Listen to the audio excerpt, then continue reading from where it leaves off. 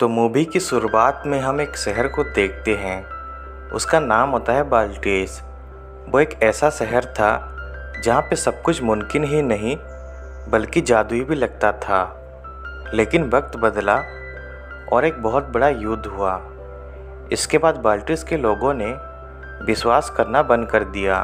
कुछ भी मुमकिन या जादुई लगना बंद हो गया और फिर अजीब से बादल घेर आए जो कभी ना हटते और ना बरसते, जैसे शहर रुक सा गया था। इसके बाद हम एक अनाथ लड़के को देखते हैं। उसका नाम होता है पीटर।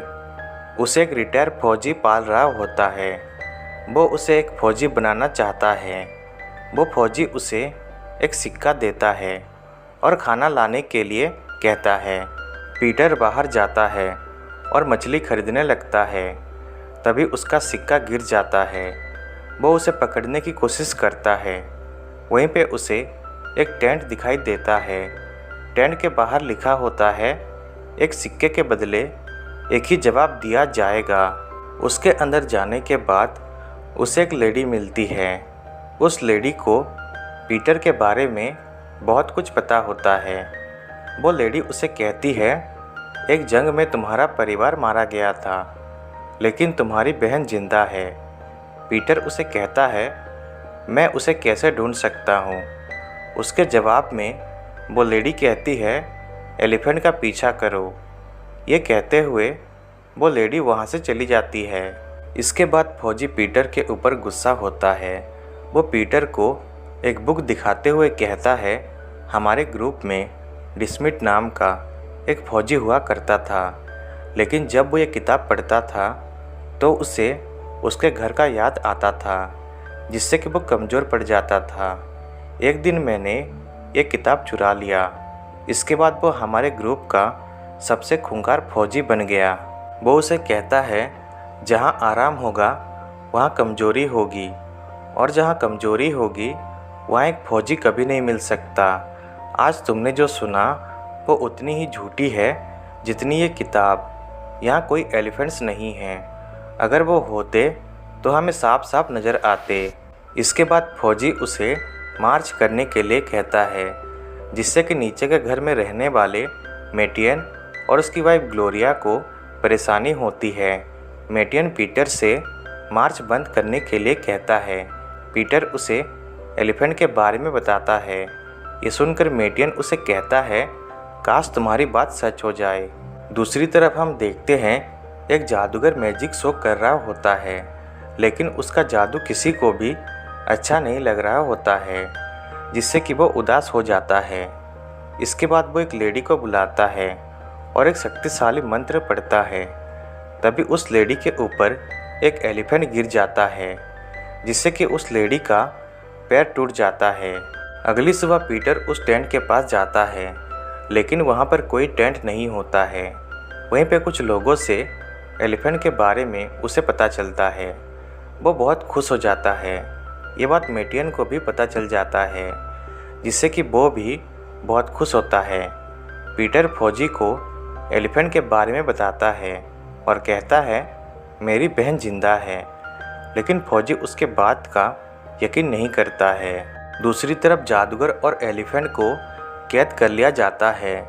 वो लेडी जादूगर से कहती है, तुमने मेरे साथ ऐसा क्यों किया। जादूगर कहता है, मैंने ये सब जानबूझकर नहीं किया।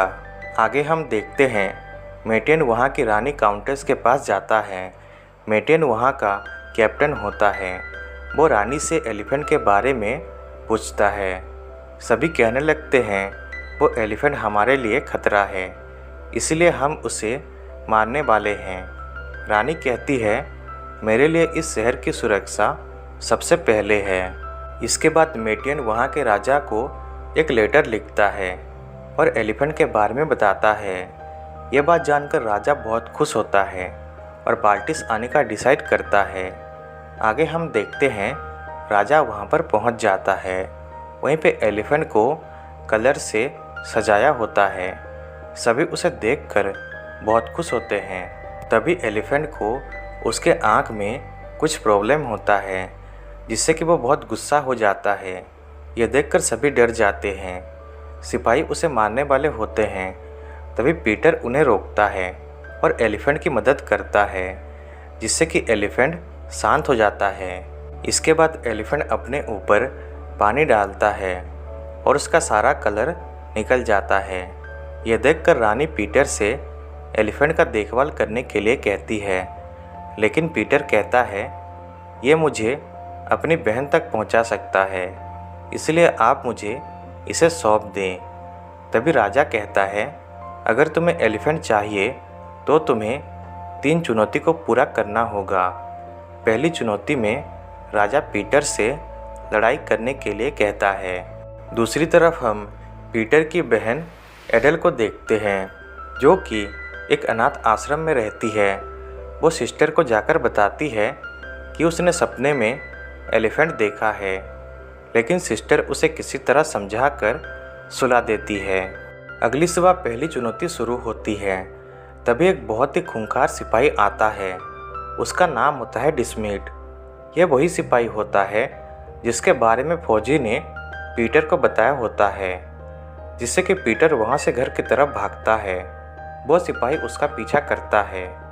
पीटर किसी तरह वहाँ से भागते हुए अपने घर पहुँच जाता है और बुक लेकर आ जाता है। डिस्मिट उसे मारने ही वाला होता है। तभी पीटर उसे बुक दिखाता है, जिससे कि डिस्मिट रुक जाता है और पीटर के सामने हार मान जाता है।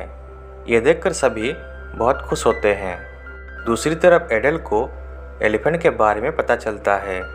यह बात वो सिस्टर को बताती है और वो सिस्टर से शहर चलने के लिए कहती है। आगे हम देखते हैं दूसरी चुनौती में पीटर को उड़ना होता है।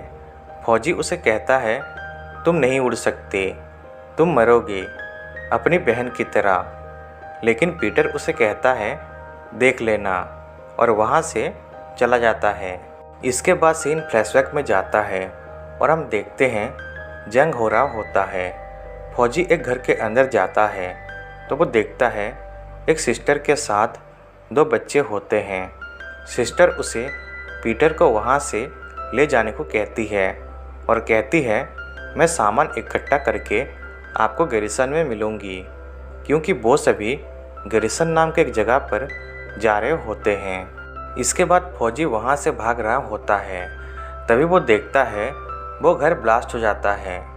उसे लगता है वो दोनों मारे जा चुके हैं, लेकिन सिस्टर और बच्ची जिंदा होते हैं। अगली सुबह राजा को पता चलता है जब से काउंटेस का भाई जंग में शहीद हुआ है वो हंसना भूल गई है। आगे हम देखते हैं दूसरी चुनौती शुरू होती है और पीटर एक बिल्डिंग के ऊपर चढ़ जाता है। इसके बाद वो नीचे कूद जाता है और एक पैराशूट की मदद से उड़ने लगता है। ये देखकर सभी लोग बहुत खुश होते हैं। वहीं पे एडल भी उसे देखकर बहुत खुश होती है। अब पीटर दूसरी चुनौती पूरा कर चुका था, जिससे कि राजा उसे तीसरी चुनौती देता है और उसमें काउंटेस को हंसाना होता है। अगली सुबह तीसरी चुनौती शुरू होती है और पीटर काउंटेस को एक जोक सुनाता है। उसका जोक सुनकर किसी को भी हंसी नहीं आती है, जिसे देखकर काउंटेस जानबूझकर हंसती है ताकि पीटर जीत जाए। लेकिन राजा उसे कहता है तुम ये चुनौती हार चुके हो। सिपाही एलिफेंट को पकड़ने वाले होते हैं। तभी एलिफेंट कुछ ऐसा करता है जिसे देखकर काउंटेस अपनी हंसी रोक नहीं पाती है और बहुत ज़ोर से हंसने लगती है। ये देखकर राजा भी हंसता है और मान जाता है पीटर ने तीनों चुनौतियों को पूरा कर लिया है। इसके बाद उसे एलिफेंट दे दिया जाता है। आगे हम देखते हैं एलिफेंट को घर पहुंचाने के लिए उस जादूगर को बुलाया जाता है। जादूगर सभी लोगों से कहता है क्या आपको यकीन है तभी एक कारनामा हो सकता है। जादूगर एक शक्तिशाली मंत्र पढ़ता है और एलिफेंट को गायब कर देता है। तभी बादल हट जाते हैं और रोशनी आती है। वहीं पे एडल आती है। इसके बाद सिस्टर उसे वहाँ से ले जा रही होती है। तभी फौजी आता है। वो दोनों एक दूसरे को पहचान लेते हैं और पीटर भी जान पाता है एडल उसकी बहन है। एडल उसके गले से लग जाती है। यह देखकर सभी बहुत खुश होते हैं। अगले सीन में हम देखते हैं बाल्टिस फिर से जादुई लग रहा होता है। उस लेडी के पैर भी ठीक हो जाते हैं। पीटर और बाकी सभी एक साथ रहने लगते हैं। दूसरी तरफ एलिफेंट अपने परिवार के साथ होता है और इस तरह से ये मूवी एंड हो जाता है।